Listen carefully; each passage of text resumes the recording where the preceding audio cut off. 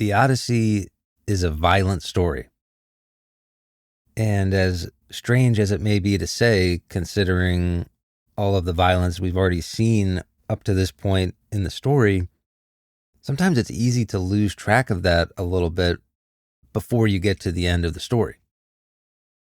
Odysseus is dealing with gods and goddesses, monsters like Scylla, and non-human species like the Cyclops.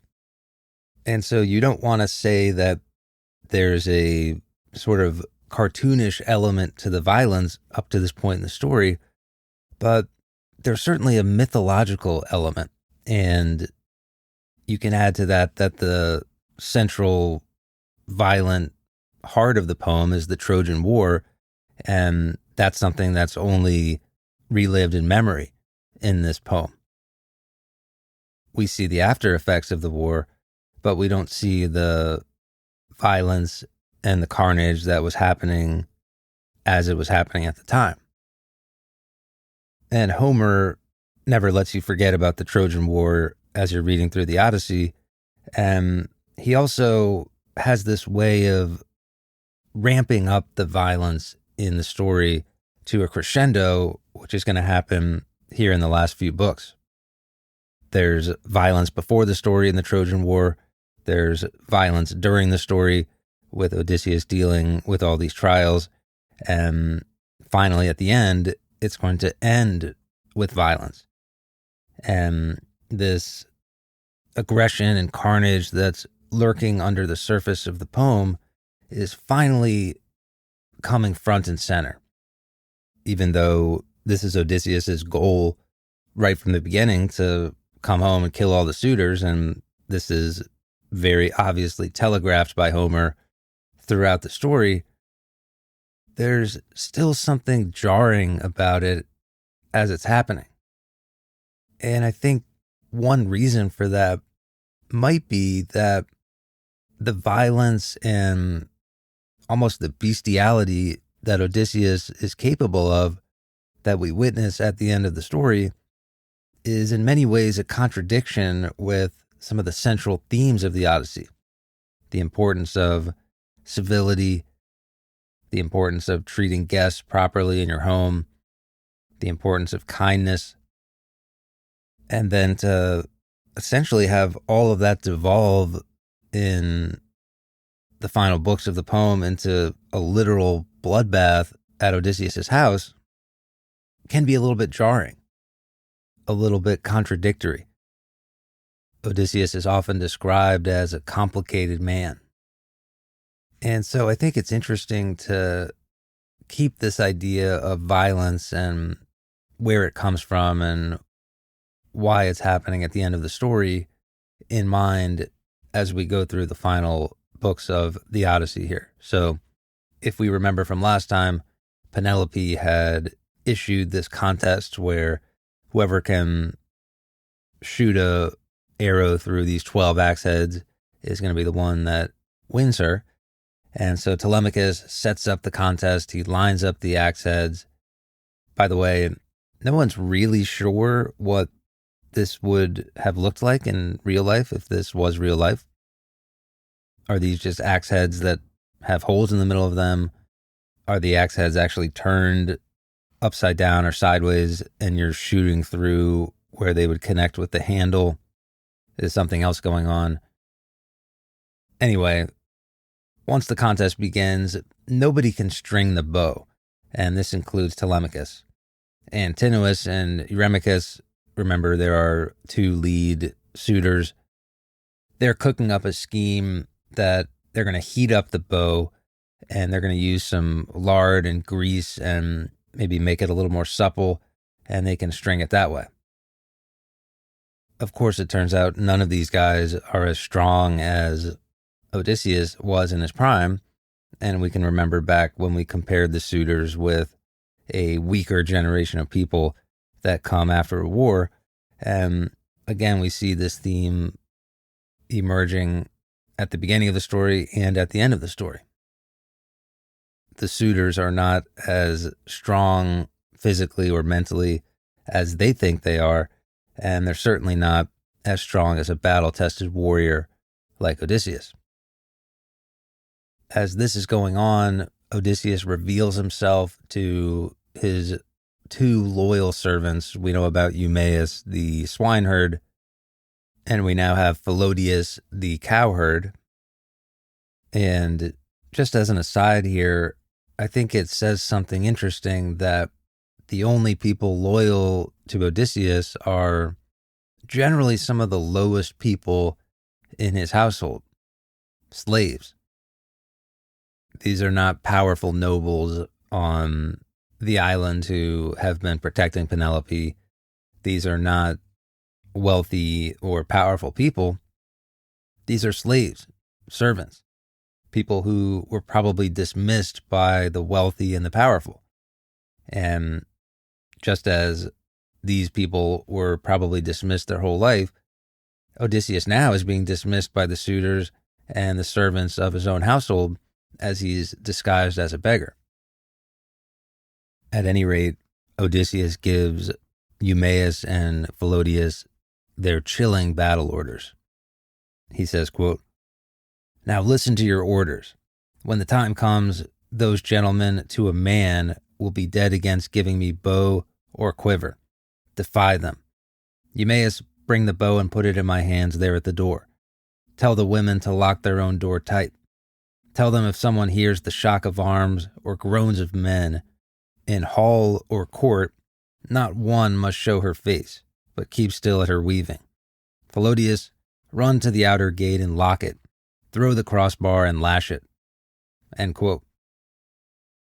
A pretty simple plan, but hinting at the violence and the level of violence that's coming here.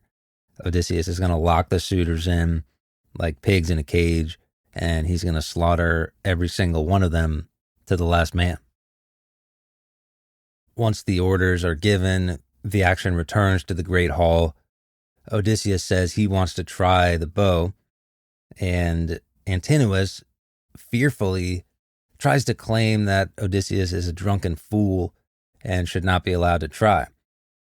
Eurymachus chimes in as well, and he says that, look, if we let this beggar shoot the thing and he manages to make it through all the axe heads, this is going to look bad for the kingdom if some vagabond, some beggar, some hobo wins this competition.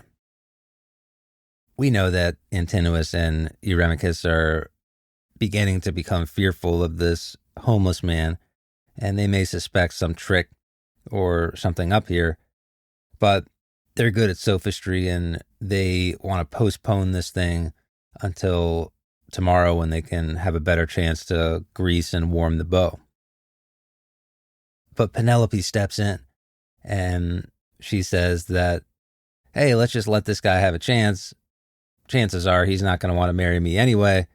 And she soothes the suitor's rage here and softens them up a bit.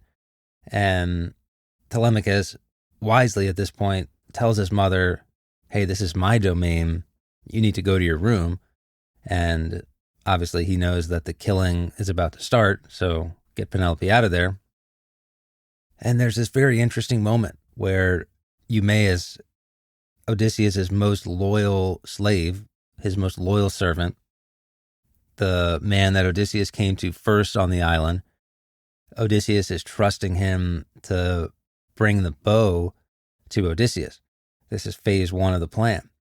But as Eumaeus is bringing the bow over to his master, he's getting threatened and yelled at. And the suitors are taunting him and threatening him. And he falters and he stops.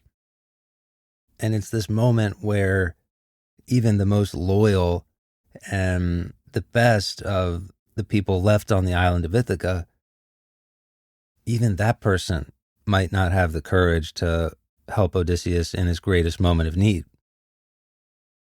Telemachus recognizes this, and again, demonstrating the growth that Telemachus has gone through over the course of the story here, he yells at Eumaeus to keep going, and the suitors seem to think Telemachus is joking, but whatever the case, it gives Eumaeus a shift in mindset and enough time to give the bow to Odysseus.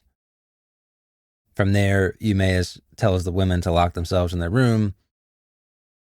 Philodeus goes and locks the gate, and Odysseus looks at the bow. He grabs the bow, and he begins handling it like a master musician, picking up an instrument for the first time in a long time. He's examining it, he's caressing it, and as he's doing this, the suitors are starting to understand something's wrong. Odysseus strings the bow, he fires an arrow straight through the 12 axe heads, and immediately Telemachus, with sword and spear in hand, steps up beside him. Odysseus says that the hour has come to cook their lordship's mutton. And the great hall of Odysseus is about to ring with the chords of death. Odysseus jumps onto the threshold of the hall near the entrance, so I think this is some sort of higher ground that gives him a good view of the hall and maybe even a little bit of protection as he's on the high ground. He immediately shoots Antinous right through the throat. The suitors are completely shocked. They think it might be an accident, or maybe this homeless guy is just a madman, but Odysseus then reveals himself.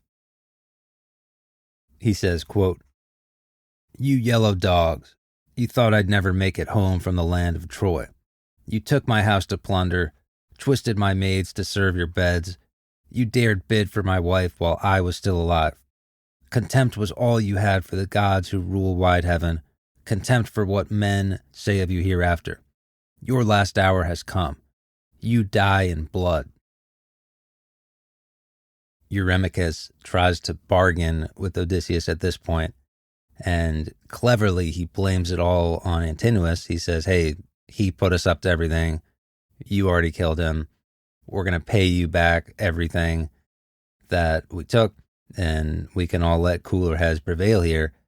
But for Odysseus, this is not a financial transaction, and bargaining is not going to happen. Odysseus shoots and kills Eurymachus also, and that's the end of that. While that's going on, Telemachus is running to the storeroom where he put the shields and the spears and the helmets, and he goes to grab weapons and armor for him, Odysseus, Eumaeus, and Philodeus. Shortly after that, the goat herd Melanthios betrays Odysseus again, and he finds the armor room, and he gives weapons and armor to the suitors, or at least some of them. This guy later gets strung up and tortured by Eumaeus and Philodeus, but basically at this point we have Odysseus, Telemachus, and two of his slaves versus dozens, maybe as many as 100 suitors in the great hall of Odysseus. And Athena also tips the scales a little bit. She appears as this guy Mentor, and she does a few things to help out, but at this point, it is a slaughter. Homer says, quote, "And the suitors, mad with fear at her great sign, stampeded like stung cattle by a river when the dread shimmering gadfly strikes in summer, in the flowering season, in the long-drawn days. After them the attackers wheeled, as terrible as falcons from eyries in the mountain, veering over and diving down with talons wide, unsheathed on flights of birds, who cower down the sky in shoots and bursts along the valley. But the pouncing falcons grip their prey, no frantic wing avails, and farmers love to watch these beaked hunters. So these now fell upon the suitors in that hall, turning to strike and strike again, while torn men moaned at death and blood ran smoking over the whole floor." End quote.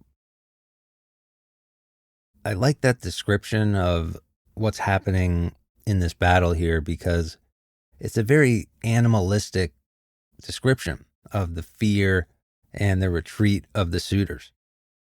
Odysseus and Telemachus are basically hunting these fearful young men through the house of Odysseus and they're just slaughtering them. Homer compares them to falcons just swooping down on their prey, or cattle running away from something they're afraid of. There's a ton of animalistic imagery in this section of the great poem, and another description describes the fallen suitors as basically fish in a net when the slaughter is all over.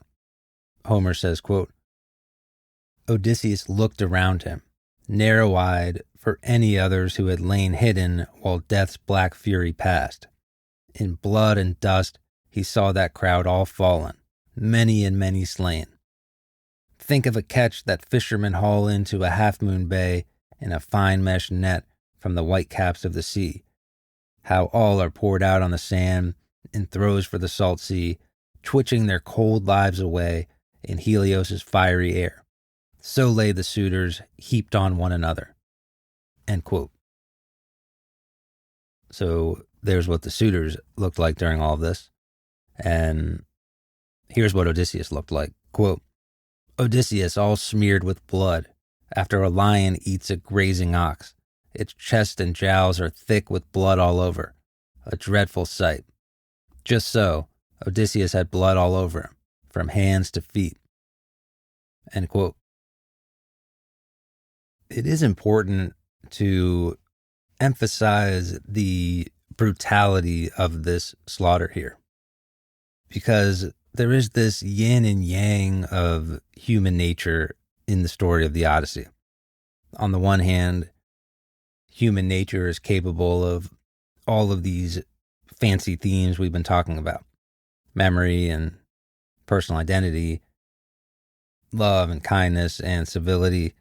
But sometimes in the end, it all just turns to stabbing and killing.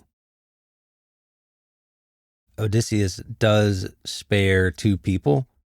One is the singer who sang for the suitors, but Telemachus says that he was forced to, and so Odysseus spares him.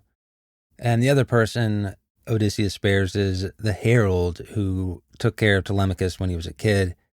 And really, Telemachus vouching for them both is seemingly the only thing that spares them from Odysseus's rage at this point.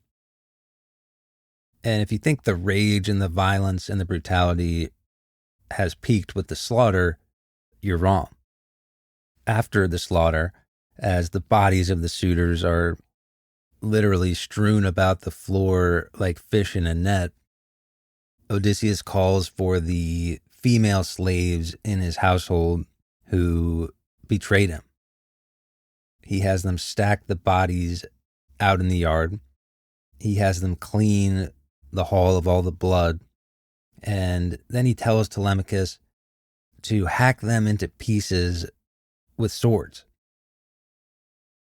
Telemachus pushes back a little bit and says, I'll just hang them. And so the slave girls who allied with the suitors are hanged and killed. Melanthius, the goat herd trader, is mutilated and cut to pieces, presumably by Telemachus and maybe also by Eumaeus and Philodius as well. And so a worthy question might be, is this level of brutality necessary here? First of all, forgetting even about the standards of the time and the morality of the time and all of that kind of stuff, the logic of Odysseus has a couple of flaws here. So if we remember earlier in the story, Odysseus was mad at the suitors for raping these girls. And this was one of the many charges that Odysseus brought against the suitors, and it was one of the reasons that he was so mad at them. But now he seems to be blaming the women for that crime. Seemingly, you wouldn't kill all of these slave girls unless you thought they were consciously making the choice to go be with the suitors. So Odysseus is having it both ways here. This also connects to this idea that we've seen over and over again in the Odyssey. In Homer's world, Homer's Greek world here, we have to remember that the woman is expected to remain pure sexually in a way that the man seemingly is not. We're going to see it here in a second, but the thing that gives Penelope worth in the eyes of someone like Odysseus, or interestingly, someone like Agamemnon, whose wife ended up cheating on him, is her sexual purity. And so in this Homeric world where these slave girls did not maintain that, even if it wasn't their fault, they need to be punished for it. And we also have to remember that these people are slaves. And unlike the suitors who Odysseus kills, and they're going to have family members and people grieving them and literally trying to kill Odysseus as a result of what he did to the suitors, nobody's going to step up for these slaves. Nobody's going to claim them. Nobody's going to grieve for them. They're all far away from their homeland. And in a story about going home, which is what the Odyssey is all about, we should remember that none of the slaves in this society will get a chance to go home. Only the ones who claim their masters as their new home. But there's also another idea that's lurking under the surface of this extreme brutality and mutilation of the slave girls here.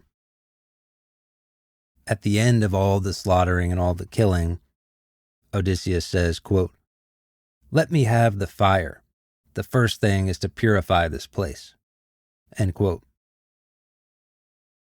Odysseus, after the killing, creates a big fire and he smokes out all of the rooms of the house. And there's symbolism here that he's purifying this house before he can relive in it.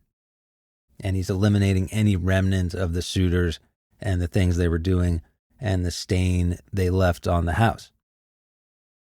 In this idea, Odysseus is sort of like the historical arsonist who burns down the forest in order to rebuild it.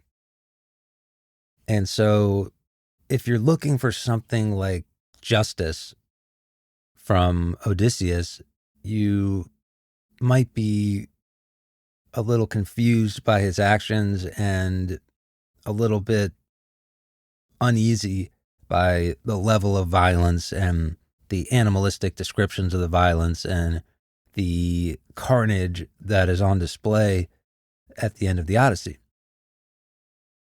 But if you're understanding Odysseus's actions here in terms of purity and the symbolism of fire, where he's trying to cleanse this entire operation of any stain or any lingering scent of what happened here.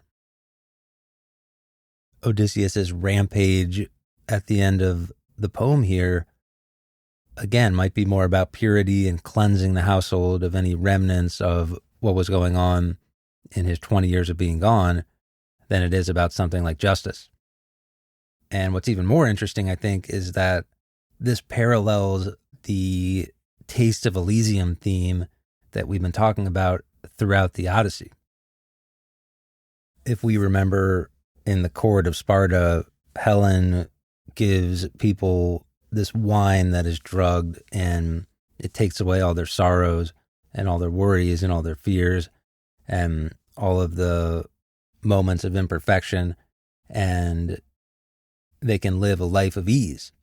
This is exactly what Calypso was offering to Odysseus, and he rejected it.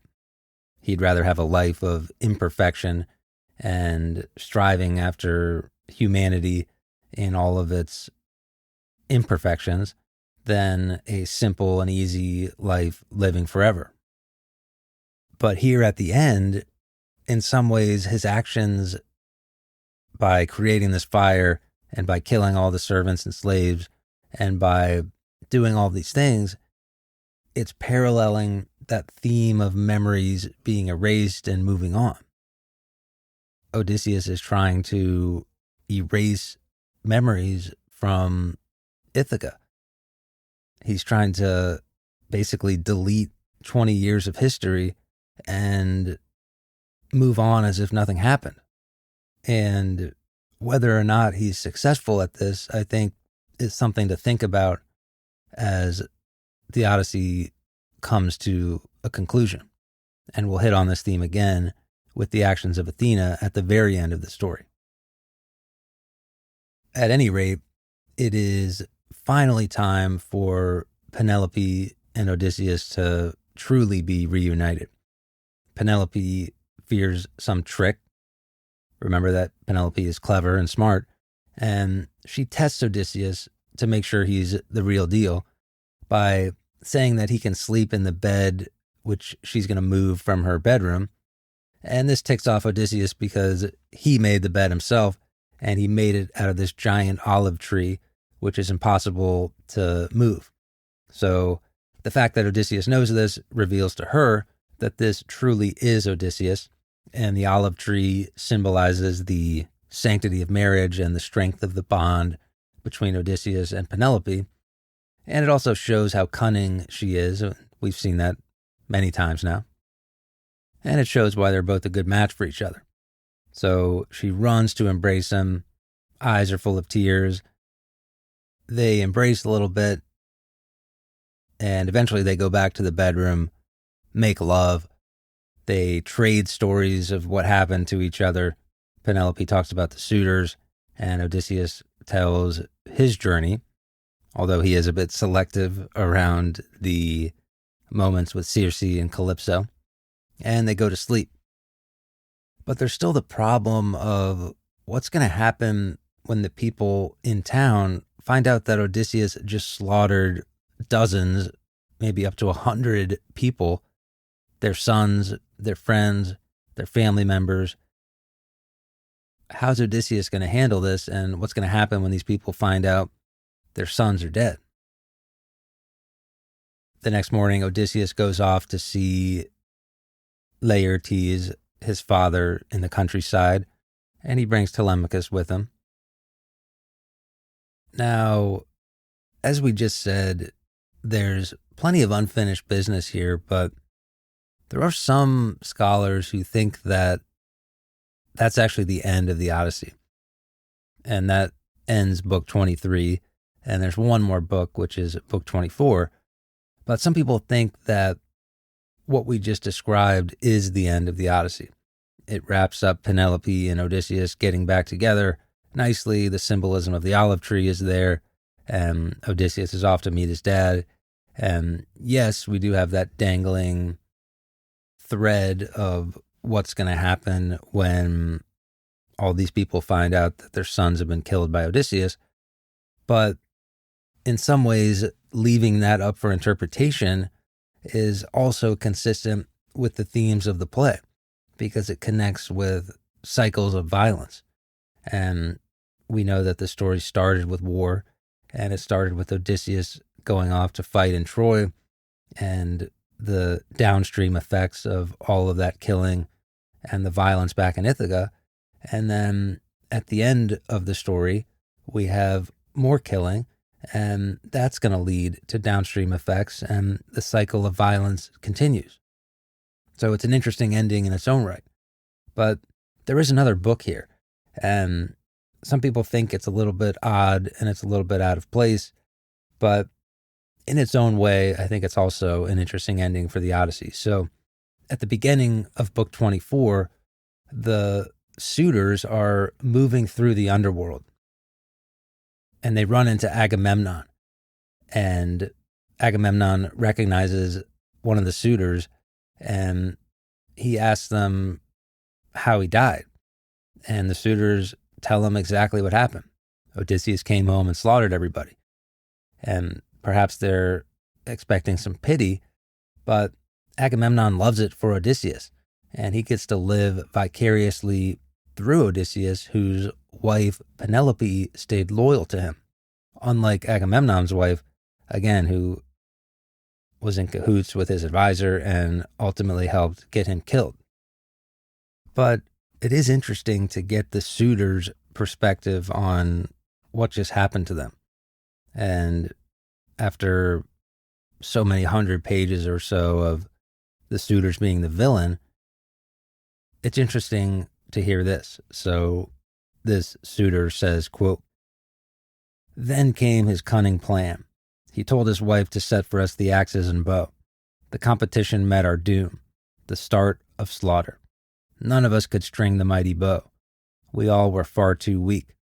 But when it was his turn, we shouted out that nobody should give the bow to him, no matter what he said.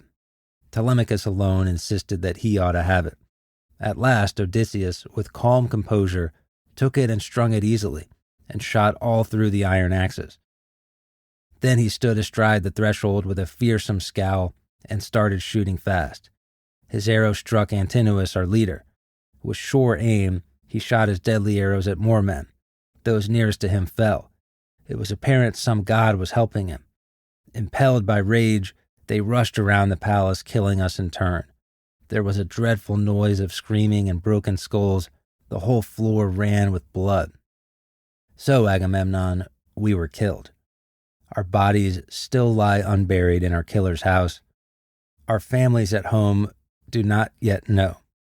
They need to wash the black blood from our wounds and weep for us and lay our bodies out. This is the honor due the dead." End quote. It does make you wonder, in a poem about guest right and civility and treating guests in your house properly, that Odysseus ends up butchering all of his house guests here. So you do get that perspective. Now, I think the poem would answer this by saying what we've already talked about, which is that there's a proper way to be a guest and there's a proper way to be a host. And obviously the suitors broke the code first by behaving the way they did.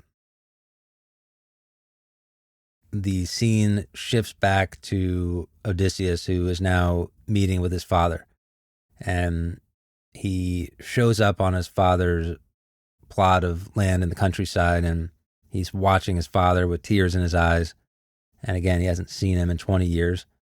And Odysseus, being Odysseus, concocts another crazy story to test his father, see if he's still loyal. But he ends up breaking down when he sees how poorly his father's doing. The dad seems a step slow and old. He's breaking down and crying at random times. And Odysseus finally just says enough, and he reveals himself. They embrace, and Odysseus throws aside that story that he was concocting. And you have to wonder if Odysseus' natural instinct is to be the great tactician, the cunning strategist, and test Laertes, but maybe he remembered his mom as he was watching Laertes. And obviously Odysseus wasn't in the underworld, but as a reader, we just came from the underworld looking at the suitors, and we might think about Odysseus' mom, who died of heartache and loneliness as a result of Odysseus being gone. And maybe Odysseus didn't want that for his dad and just reveals himself right away.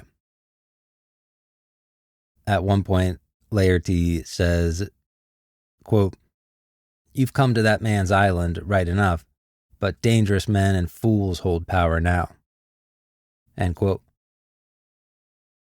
So this was before Odysseus reveals himself, but there is something comforting in knowing that 2,000 or 3,000 years ago, there were fools in power screwing things up.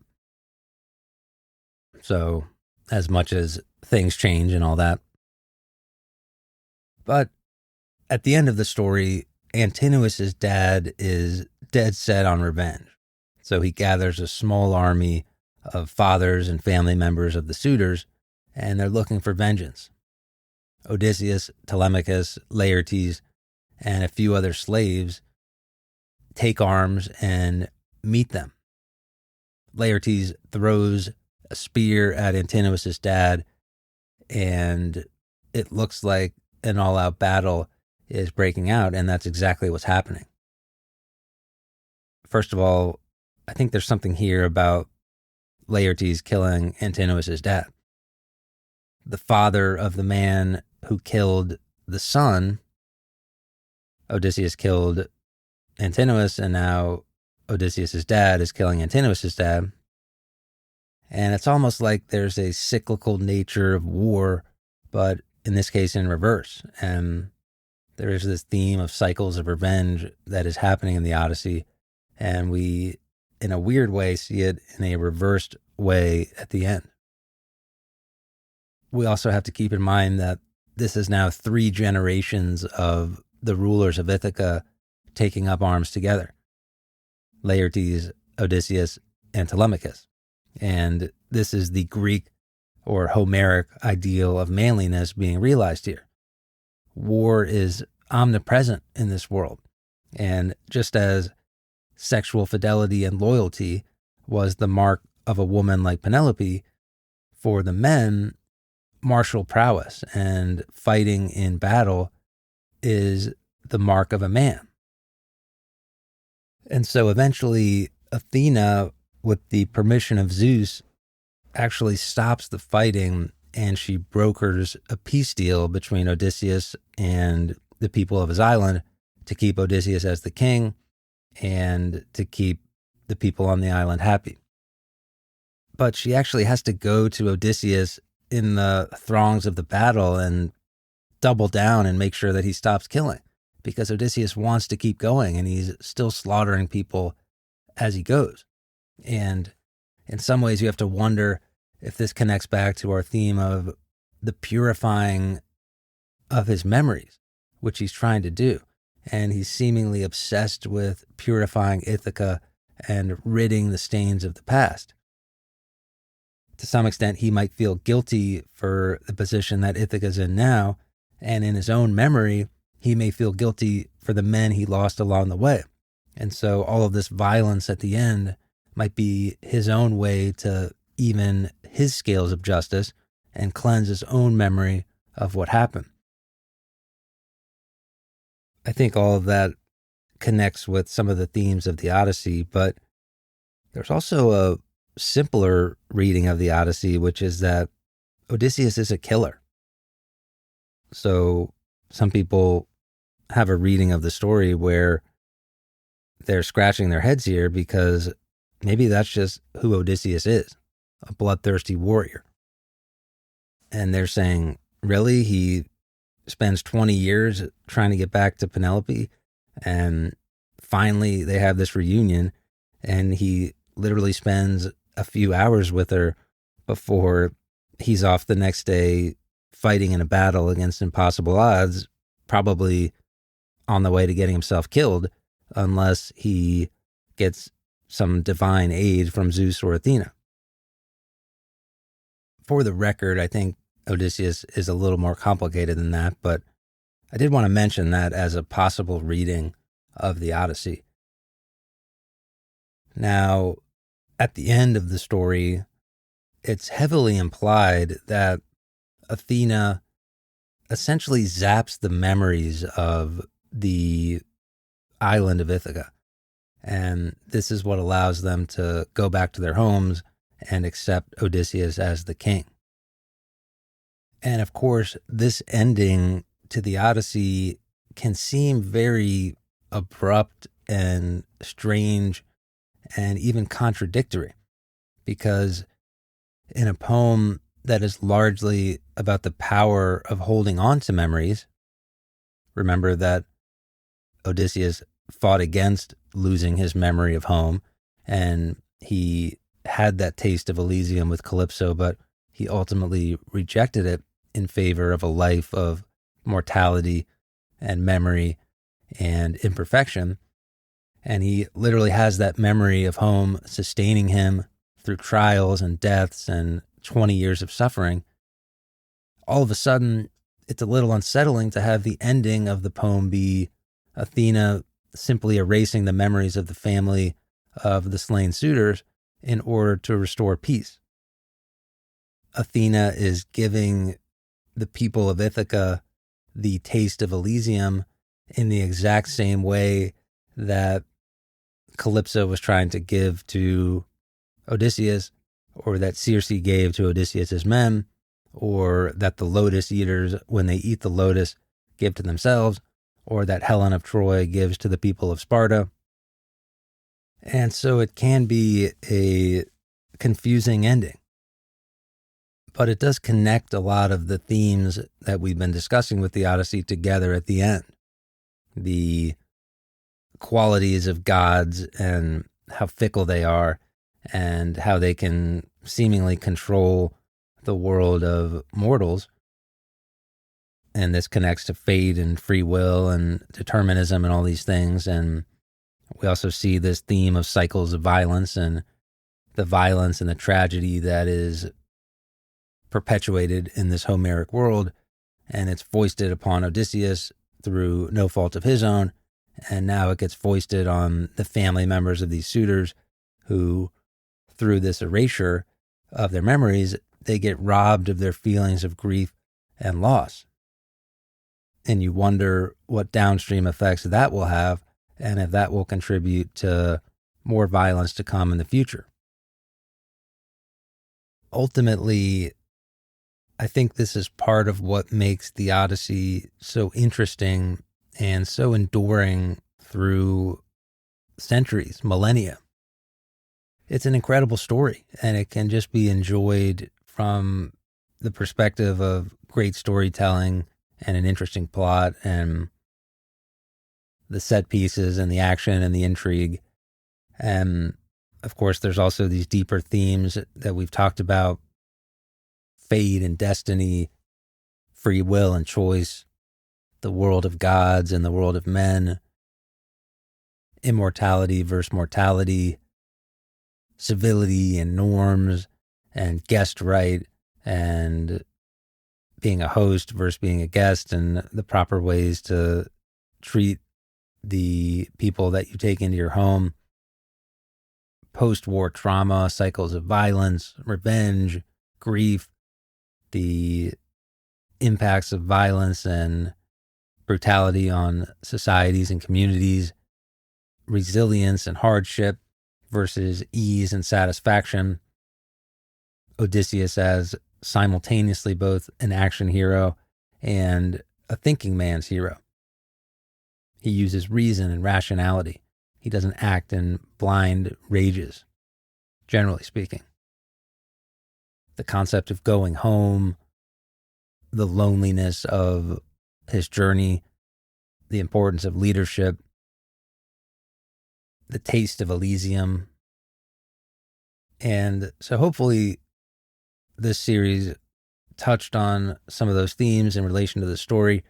And I want to end with how translator and classicist Emily Wilson ends her introduction to the Odyssey, because I think it's a amazingly written paragraph here, and it really summarizes to me, I think, what the Odyssey is all about. Quote, "There is a stranger outside your house. He is old, ragged, and dirty. He is tired. He has been wandering homeless for a long time, perhaps many years. Invite him inside. You do not know his name. He may be a thief. He may be a murderer. He may be a god. He may remind you of your husband, your father, or yourself. Do not ask questions. Wait. Let him sit on a comfortable chair and warm himself beside your fire. Bring him some food, the best you have, and a cup of wine.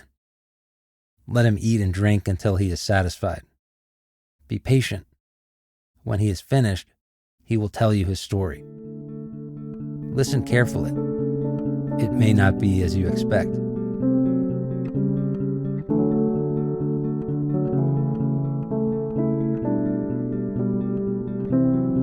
If you enjoyed this episode, you can subscribe on Patreon for bonus episodes, video essays, behind-the-scenes content, and other perks. You can also join the Patreon for free to get a monthly recommendations email and a sneak peek at what's up next. You can support in other ways by subscribing and leaving a rating or review in your podcast app, by following on social media, YouTube, TikTok, Instagram, etc., by sharing with a friend, or simply by continuing to listen. You can also sign up for my email newsletter, which has some written pieces and podcast updates every now and then. Links to all of this stuff are in the show notes. Any comments or suggestions you can send to reflectinghistory@gmail.com. Thanks for listening. That's it for now.